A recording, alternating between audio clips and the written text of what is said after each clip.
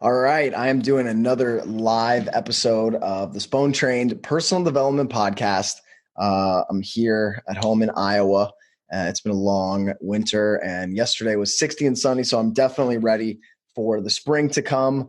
And I'm, going over some things, possible episodes for today. And one that I've been working on and focusing on a lot lately is an idea that I think you're going to like, and it affects everything that we do. It is one of the core principles of NLP, and it's pretty easy to understand. So it is the idea of perceptual filters. So how we see the world. And more than anything, this affects our life, how we make decisions, how we see other people, how we respond, how our emotions come into effect. And that is what we call perceptual filters. I'm going to talk about what they are, why we have them, how they screw us up, how they help us, and then how to be more aware of them and to change them going forward. All right, so we're going to talk about, how they create your reality, what creates those filters, so how those filters get there. You can think of them almost like, you've heard the term rose-colored glasses, right? It's like we put on a pair of glasses that changes how we see the world. And then we're going to talk about how to dissolve them. So welcome. I don't even know what episode we're on. In the 60s now. It's been it's not even a year yet since I've started releasing these, and we've got over 60 episodes. I hope you guys are enjoying them. I'm having a blast putting them out. New episodes coming twice a week at you. So right now I want to encourage you guys. I'm starting a thing called a 7-day challenge. So I realized that when I was doing courses or going to seminars, that there was so many things to try to learn at once, so many things to try to implement, that what happens is we just end up consciously knowing it, or we get overwhelmed and we shut down and we don't put them into our lives. So my goal is to create this 7-day challenge, which in 7 days, we're going to focus on one very specific area of your life. You're going to get it mastered. You're going to create a new identity around it, and it's going to become part of you. So a couple that are coming up, we're going to have a Reiki 7-day challenge. We're going to have one based on dieting and fasting, one on breath work. I talked to a friend of mine, Harry, yesterday. We're going to do one on heart math, heart coherence. So just the idea that in 7 days, you're going to learn a topic, you're going to master that part of your life. I'm going to definitely do one on confidence, how to be confident in 7 days. And the idea is that you'll focus on it, you'll make it part of your life, and you'll never be the same afterwards. So that's coming up. I hope you guys are excited for that. But today, let's get into our perceptual filters, because there's a lot to cover here. So I'm going to explain what they are in a series of kind of stories and metaphors. I think that's probably the best way, and we'll go over a little bit about how they get there. So first of all, there's so much going on around us, so many details, so much information, bits of information, what's moving, what colors, the sounds, everything that we touch, that we can't consciously notice all of it. Our conscious brain power is so small compared to our subconscious. We process, I think, 50 million bits of information per second in our subconscious. So in order for us to be able to consciously function, our subconscious only gives us the information that we need. So it filters everything out, and it does what we call generalize, delete, and distort. So it takes all that information, says, okay, this is important, this is what we need to survive, and it gives that to your conscious awareness. So if I told you to think about how your sock feels on your left foot, you weren't thinking about that until I told you to. Then your focus shifts, and now you're focusing on it. Now you can feel what it feels like, right? It's Mike Mandel, who I just had on the podcast. He talks about it like going up into the attic of your house, and it's dark up there. And all you have is this flashlight that lights up a small section. So everything that's going on in your brain is the attic, and that flashlight can illuminate part of that. So that shows you the one part. So wherever you focus becomes illuminated to you, and you generalize, delete, and distort everything else. So think about it like this. Think about if there's an elephant, and there's a couple people that are perceiving this elephant. Maybe one person is deaf and they can only see the elephant, or see and touch, but they don't hear the sounds of the elephant, right? So they have one perception of the elephant. Now there's a blind man, and he can hear the elephant, right? He can hear the trumpet, and he can feel the elephant, but he can't see it. So he has one perception because the elephant's so big that he can't get his arms around the whole thing. He's not going to be able to touch every square inch of this elephant to perceive it appropriately. So he has a limited perception, right? And then there's a man who can see it and hear it, but he can't touch it. And so his perception of that elephant is going to be limited by what he can see, right? By the angle even that he's at. If he's under the elephant, if he's above the elephant, if it's a picture of an elephant, they're all going to have a slightly different perception of that elephant.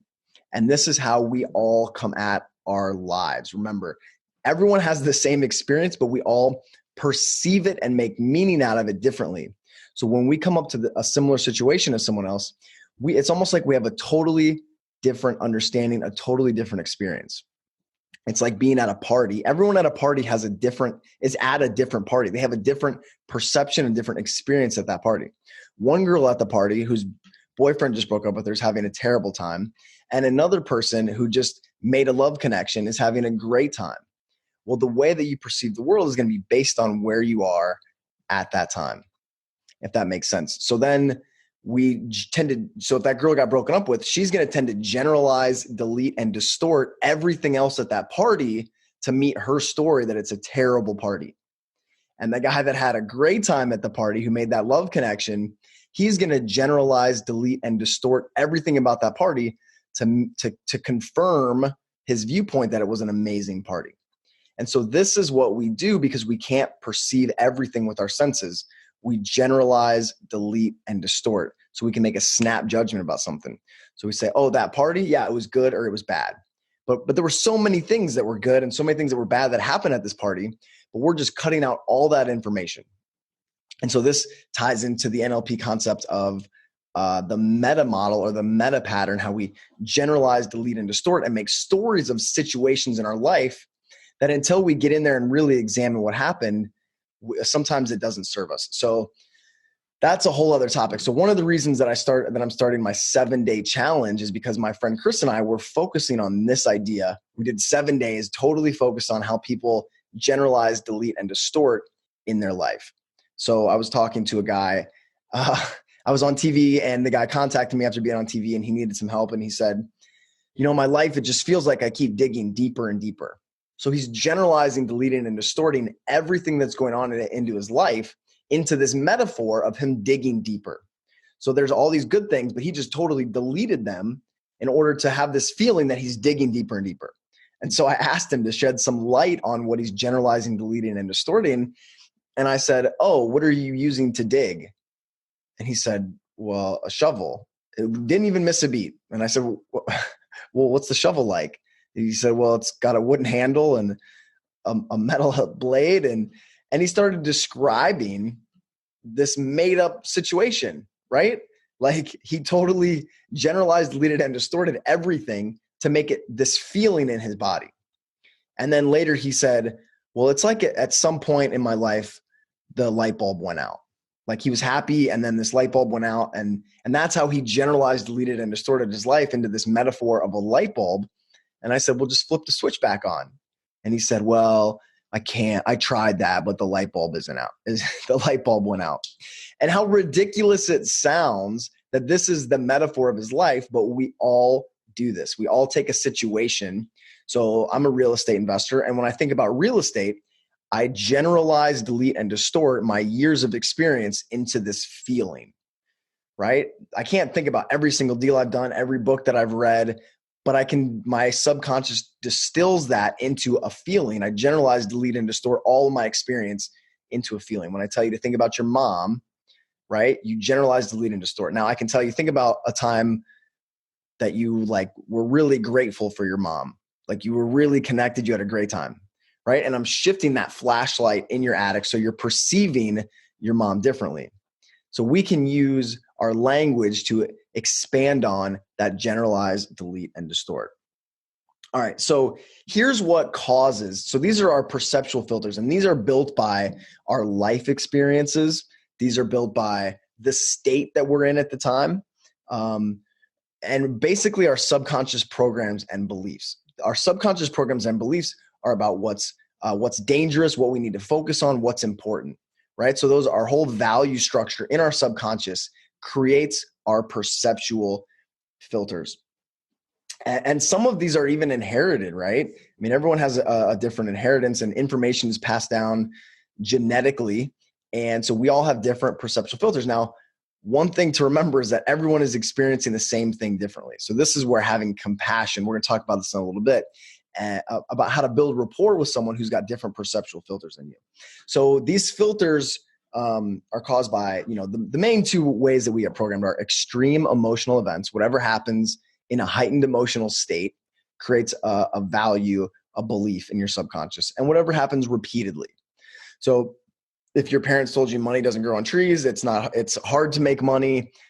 Those real estate investors out there, that a lot of times realtors or people trying to break into the business will say there's no good deals. There's no deals anywhere. And if you hear that enough, your perceptual filters will begin to generalize, delete, and distort and remove any good deals. So you can look at a good deal, but you won't perceive it as a good deal because that's how your perceptual filters are tuned. I remember when I started real estate investing, everyone said there's no good deals, right? And it was really at the bottom of, towards the bottom of the last crash, a couple of years after that. And, realtors and investors, certain ones would say there's no good deals, but then I'd watch other people who were just crushing it, doing dozens of deals a month, and I'm like, what's the difference in these two groups? And the only difference is their beliefs about whether or not there were good deals out there, because those beliefs created their filters. So two people could look at the same deal and one of them would say, oh, that's not a good deal. That's not going to work. And another person would find a way to make that deal work, would make money on that deal, right? Only because of the one thing, the only difference is how they perceive it, how they generalize, delete, and distort. So you have to be very conscious of the beliefs that are running your life, the beliefs that are creating what you're filtering out and what you're perceiving and how you're perceiving it. All right, I'm kind of on a rant here. So we'll go over a couple more examples. So how this helps us, a lot of times we just go into automatic action and we don't have to think about it. So think about when we brush our teeth. I can tell you, go brush your teeth.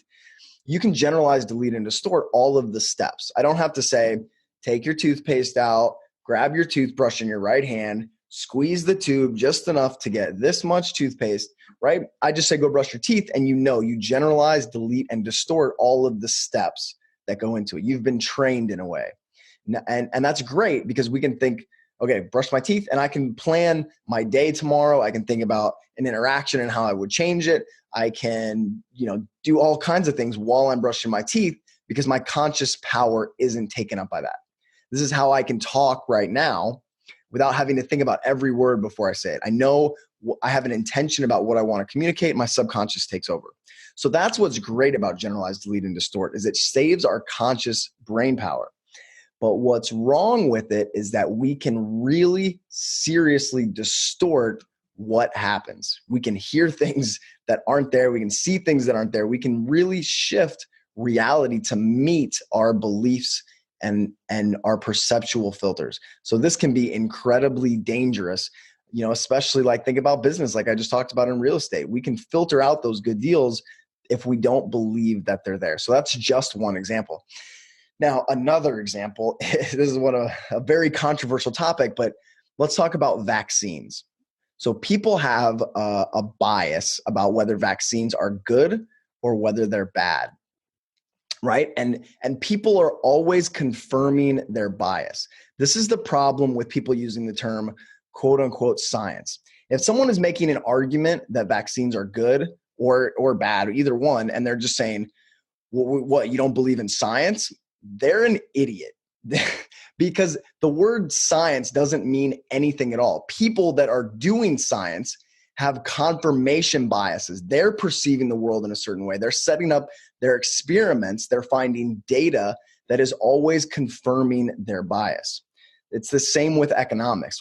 We'll get there in a minute. But with these vaccine tests, if I believe, or let's say I'm a pharmaceutical company, I can set up the research. I can find the data that's going to confirm my bias. That's going to confirm what I believe. And if there's data that's contrary, most of the time I will generalize, delete, and distort to show that it doesn't work. Now, Remember, neither one is right. Neither group is really perceiving reality. They're only perceiving their subconscious programs. So for example, in the vaccines, we forget that polio has pretty much been eliminated because of vaccines. We also, on the other side, we don't take into account like how many vaccines we're taking now, the damages that can be done. Like, is it natural to put these things into our body? Like, it really makes sense that we should question that. And I'm not saying we're right, we're right or wrong, but the truth is probably somewhere in the middle. But because people are always confirming their bias, they're always deleting and distorting all the rest of the information, it's so hard for us to come to an agreement, and everyone just butts heads. We don't remember that none of us are actually perceiving reality. So vaccines is a good one. And again, science and data can be totally skewed. So in economics, they call it the dismal science. Well, it's not any more dismal than regular science because bias always shows up. If I wanted to go find data that confirmed that raising the minimum wage was good for workers, was good for an economy, I could go find that data. If I wanted to find data that people ship jobs overseas, they automated, that the low wage earners were really not any better off, I could go find that data as well, because we can shift our perceptions to meet our subconscious programs. So remember, that person that has a totally different agreement than you, it's almost like they were at the same party, but they had a different experience of that party, like I talked about earlier. And so none of it is the truth. We're all seeking the truth, but you can't find the truth unless you have an open mind. And I go into every exchange knowing that my perceptual filters, the way that I perceive the situation and the way that I perceive reality, is incorrect. So I'm always trying to find what is correct, knowing that I'm probably never going to get there, if that makes sense. I'm never going to be able to perceive everything. I'm always going to generalize, delete, and distort, but I'm always seeking the truth. Okay, another example of how our perceptual filters affect us is firearms. So, gun safety and gun laws in this country, each group generalizes, deletes, and distorts. So someone that can say, well, how can you support assault weapons? Because look at all the people that have died. Look at these people in the shootings. Look at how many kids get killed every year. People do not need to own these. And remember, that's not the truth. That's their perception. And there is some truth in it. But then if you go to the other side of the argument, people that believe that the people should own guns and that guns are the only balance of power to prevent the government from doing things like they did in China with Mao under Stalin, where tens of millions of people died, right? Hitler took the guns from the Jews. So they're generalizing, deleting, and distorting their history, their experience, their values of their parents to perceive that we have to own guns, right? And maybe neither group is right. We're all perceiving things differently. We're deleting all this information to confirm our story. Okay, so I think that covers a couple different examples. So what do we do? How do we use this information and really change our lives, make our lives better? Well, a few things. One is most of you probably didn't even know that you do this. So just being aware that when somebody calls and says, hey, I have to cancel on you, we'll generalize, delete, and distort that experience, and we'll feel an emotion. So knowing that those emotions that you're creating are based on how you perceive things. So you're generalizing, deleting, and distorting information to make a meaning to give you an emotion. So if you're getting depressed all the time, the reality is that your life isn't depressing. The reality is that you're perceiving it that way and making a meaning of it. So when you notice that, you can start to take control of your life. If you get angry all the time, you can notice that it's just how you're perceiving reality. It's the story you're telling yourself. It's not actual reality that's making you angry. It's your meaning and your perception.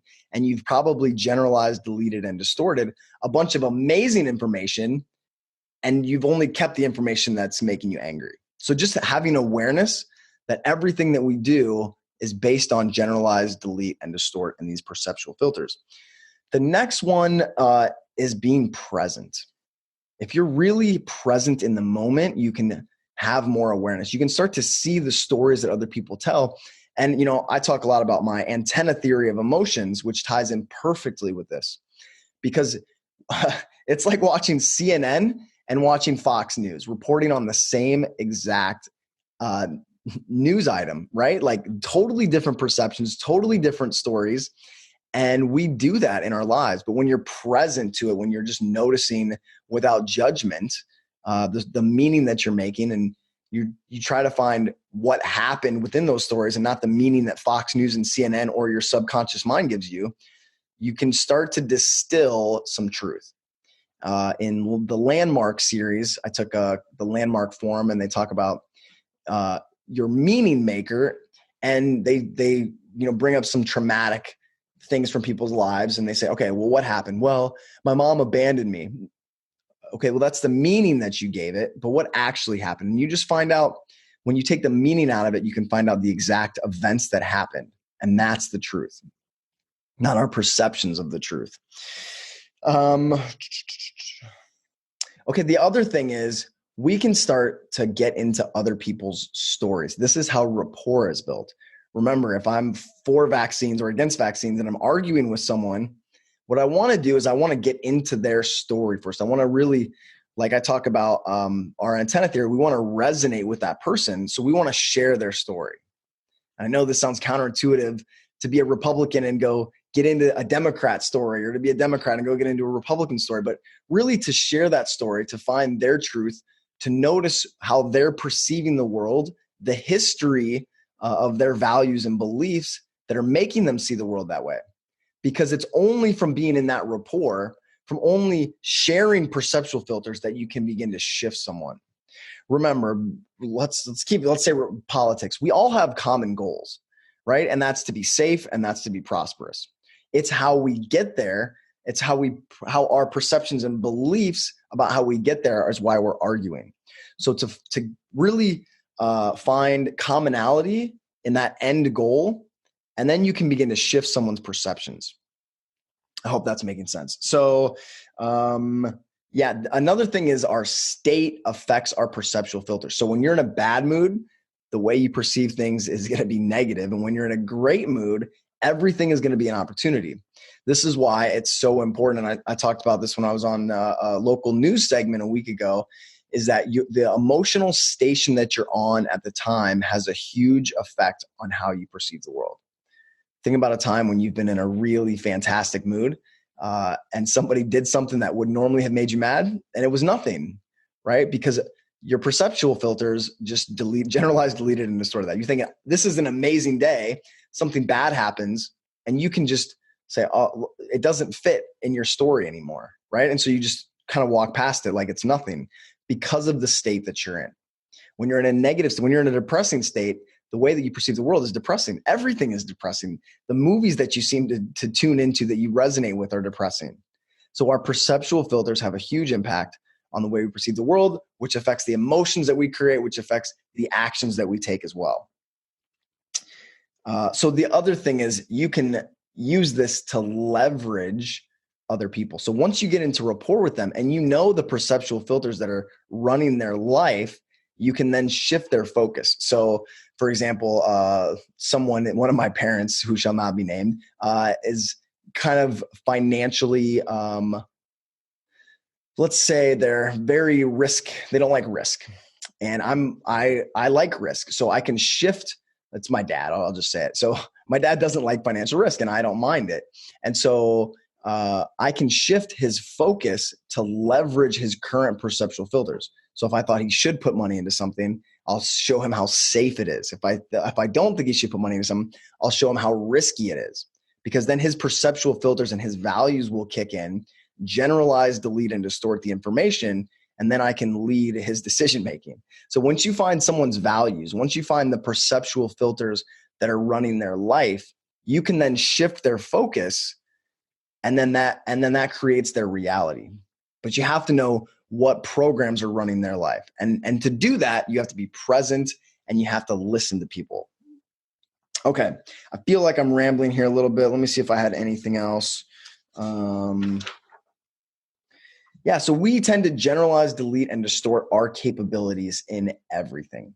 So If you tried real estate investing once and you failed, you're going to make a generalized delete and distortion decision and emotion around real estate investing. When you can watch all kinds of other people do it successfully, you know it works. You know there's processes for it. You know you're smart enough because there's that guy down the street does it and he's way dumber than you. But your perceptual filters, because there was emotion around you failing, is then going to generalize, delete, and distort to block your action forward. So being aware of that, having new emotions around it, doing the subconscious programs to shift you into different perceptual filters is how you begin to move past that stuff. So, all right, this week I'm going to give you guys a challenge, and I just want you to start to notice how you perceive things in the moment. What you're generalizing, deleting, and distorting, how emotions come up from that, how your actions are determined by your beliefs, by your state, and how that shifts what you perceive. And also just notice people around you, the stories that they tell themselves, what they're generalizing, deleting, and distorting. You know, if you guys are in a bad relationship, a lot of times you come home late, 10 minutes late, and your partner freaks out like it's the end of the world and you've been cheating. That's a perfect example of someone generalizing, deleting, and distorting, making a story around something that's not there. So, yeah, that's the message today, is just to be aware how our perceptual filters determine the quality of our life, the quality of our emotions, how we can begin to shape them. And again, look for patterns, right? We're humans. One of the best skills that we have, one of the most important meta skills, is to be able to recognize patterns. So see patterns in yourself, see patterns in others, and then you can begin to shift them and you begin to perceive the world differently. All right. So if you enjoyed this episode, I would love it if you would share it with somebody who needs to have their perceptual filters shaken up, needs to change the way they see the world. And as always, I would love a review from you guys. I look forward to sharing more content with you and seeing you on the 7-day challenges that are coming up. That will be at sponetrained.com/7-day challenge, and more information coming out on that soon. So have an amazing day and never stop growing.